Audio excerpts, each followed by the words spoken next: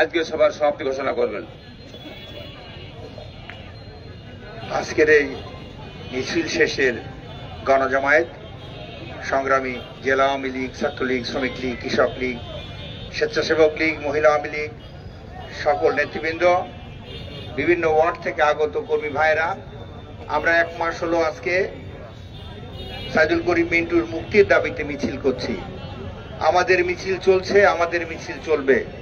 আইনি প্রক্রিয়ার মধ্য দিয়ে যতক্ষণ পর্যন্ত আমাদের নেতা আমাদের মাঝে ফিরে না আসবে ততক্ষণ পর্যন্ত আমাদের এই সংগ্রাম চলবে। পরিষ্কার কথা হচ্ছে, বিনা অপরাধে আমাদের নেতাকে গ্রেপ্তার করে রেখেছে। আমরা সবাই জানি কি ঘটনা ঘটেছে। আজকে প্রকৃত সত্য ঘটনাকে আড়াল করার অপচেষ্টা, বিশেষ করে যারা আনারের স্বজন, যারা কালীগঞ্জের মুসলিমের কিছু আওয়ামী লীগের কর্মী, তারা প্রকৃত সত্য ঘটনা আড়াল করতে চায়। আমরা জানি না এর মধ্যে কি স্বার্থ আছে। আমরা তো চাই যে খুন করেছে, যে হত্যার সাথে জড়িত, তার বিচার হোক। আমরা চাই আনার হত্যার সঠিক তদন্তপূর্বক বিচার হোক।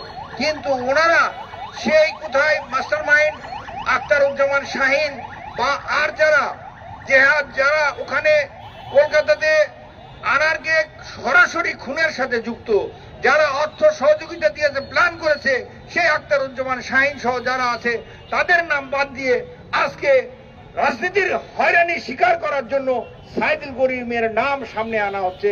এটা অন্যায়। আমরা জানি আইনে আছে যদি একজন অপরাধীও ছাড়া পায়, তারপরেও অবশ্যই একজন নিরপরাধী যাতে সাজা না পায় তার জন্য চেষ্টা করবে আইন। সেই জন্য আমরা জানি যে অনতিবিলম্বে সাইদুল করিম মিন্টু আপনাদের মাঝে ফিরে আসবে এবং আইনি প্রক্রিয়ার মধ্য দিয়ে আমরা রাজপথেই আপনাদের সামনে তাকে হাজির করব, এই আশাবাদ ব্যক্ত করছি। পাশাপাশি আগামীকালের কর্মসূচিতে সবাইকে অংশগ্রহণ করার আহ্বান জানিয়ে আমার কথা শেষ করছি এবং আজকের সভা সমাপ্তি ঘোষণা করছি। জয় বাংলা, জয় বঙ্গবন্ধু।